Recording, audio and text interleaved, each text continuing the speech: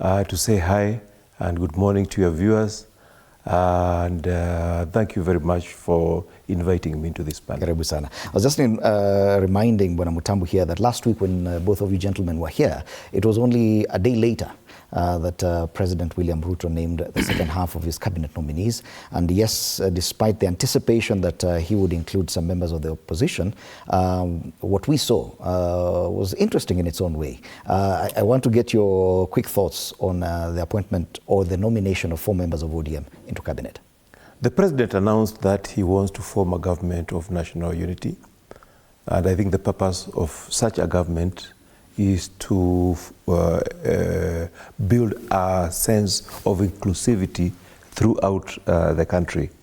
But the kind of choice he made, when you're forming a government of national unity, you want to make everybody feel that this is my government.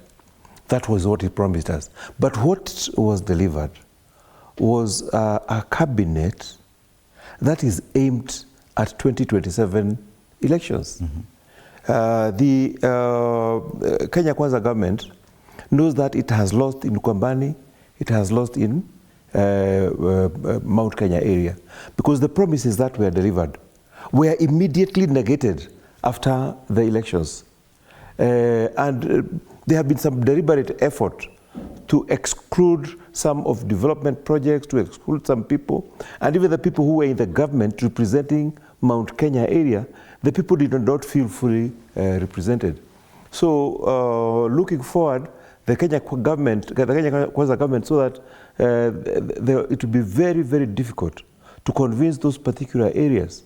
So this kind of selections shows that they want now to change their shift and start now to go to other areas and treat them the way they treated Mount Kenya prior to the elections, so that they can now get their support in 2027. Out of the 2022 nominees, 6 are from Mount Kenya region. One would argue that